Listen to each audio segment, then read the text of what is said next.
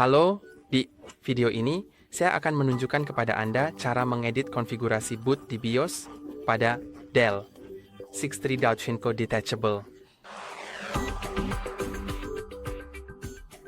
Jadi, setelah Anda masuk ke BIOS, dan jika Anda tidak tahu cara masuk, ada video di saluran kami tentang cara masuk ke BIOS pada Dell SUMWISE 320 Detachable. Setelah Anda berada di sana, seperti yang Anda lihat, Anda bisa dengan mudah langsung masuk ke konfigurasi boot di bilah kiri ini, dan di sini adalah urutan boot Anda. Jadi, Anda bisa mengaktifkan atau menonaktifkan perangkat dalam urutan boot.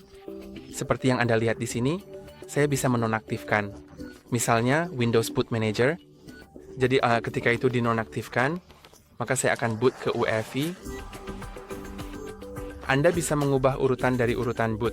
Ya, jadi yang pertama di atas akan diperiksa terlebih dahulu, dan jika perangkat itu tidak boot, maka akan beralih ke yang di bawah. Begitulah cara Anda mengubah urutan boot. Jika perangkat itu tidak boot, maka akan beralih ke yang di bawah. Begitulah cara Anda mengubah urutan boot. Seperti itu. Anda juga bisa menghapus beberapa opsi boot, atau menambahkan opsi boot dengan mengklik tambah opsi boot. Kemudian, Anda bisa pilih file, jadi cari file, dan kemudian Anda bisa memilih file yang berbeda. Atau jika Anda memiliki USB yang terpasang, maka Anda juga akan dapat menemukannya di sini. Kemudian Anda bisa menetapkan nama untuk itu dan klik pada tambah opsi boot. Saya tidak akan melakukannya, saya akan klik saja batal. Dan inilah cara Anda mengatur urutan boot. Anda juga bisa turun dan temukan mengaktifkan prioritas boot PXI. Jadi ketika itu diaktifkan, maka jika opsi boot PXI terdeteksi, itu akan dengan mudah dan secara otomatis ditambahkan ke bagian atas urutan boot dalam sistem. Dengan demikian, dan di sini ada beberapa opsi boot aman dan hal-hal lainnya. Enak juga.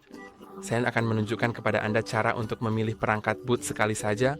Jadi, jika Anda tidak ingin mengubah urutan boot, hanya ingin boot ke perangkat boot lain, sekali saja, maka saya akan menunjukkan itu kepada Anda. Tapi sebelum itu, ingat bahwa setelah mengubah pengaturan apapun di BIOS, jika Anda ingin menerapkannya, Anda perlu mengklik, terapkan perubahan, kemudian klik OK, dan sekarang klik keluar.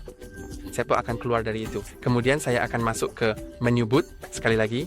Jadi mari kita tunggu sampai perangkat boot. Oh, saya telah melakukan sesuatu yang salah. Mari kita coba lagi.